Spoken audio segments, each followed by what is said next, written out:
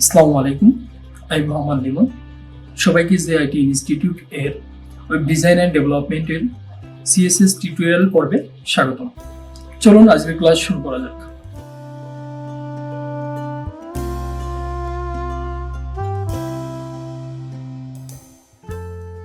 আচ্ছা, তারপরে কি করতে হবে যে আমাদের হোভারটা একটু চেঞ্জ করে আসি।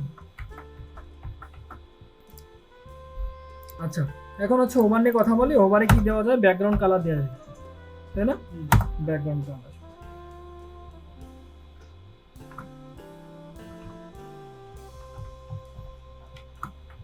আচ্ছা,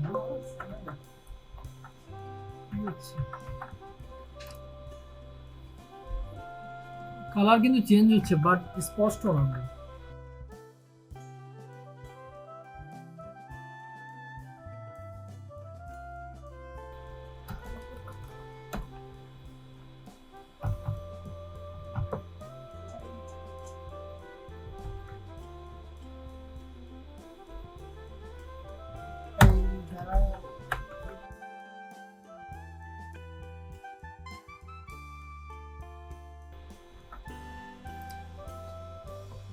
বুঝতে পারছেন?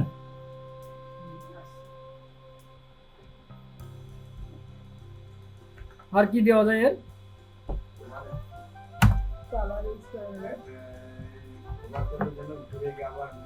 বর্ডার,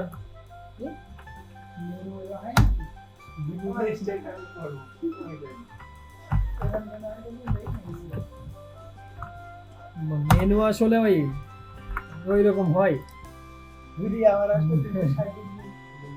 আচ্ছা, এখন কি করতে পারি যে ওখানে যে ব্যাকগ্রাউন্ডটা কালার দিছি ওটা আমি ট্রান্সপারেন্ট করে দিতে পারি, তাই না? ট্রান্সপারেন্ট মানে কি বুঝলেন? মানে আগে যেটা ছিল উইদাউট হোভার ওইটাই দেখা, তাই না? এখানে আপনি যে কালার দিবেন সেই কালারই আসবে। তারপর বর্ডার আমি দিয়ে দিলাম সাপোজ এই কালারে। তারপর কি দিতে পারি? এখানে বর্ডার রেডিয়াসও দিতে পারি না? রেডিয়াস 20 পিক্সেল আপনাদের দিয়ে দেখাই শুধু। হ্যাঁ হ্যাঁ, কালারটা, হ্যাঁ কালারের জন্য অত বুঝতেছেন না।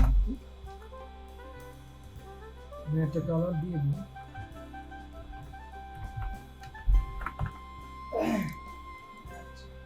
ঠিক আছে, দেখেন রেডিয়াসটা চলে আসছে। আর রেডিয়াস আসছে, আরো কি কি আসছে দেখেন তো।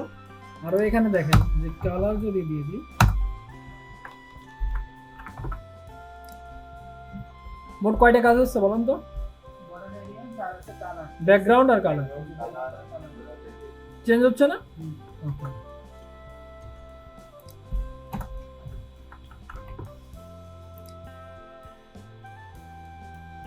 এবার ঠিক আছে না? একদমই পারফেক্ট।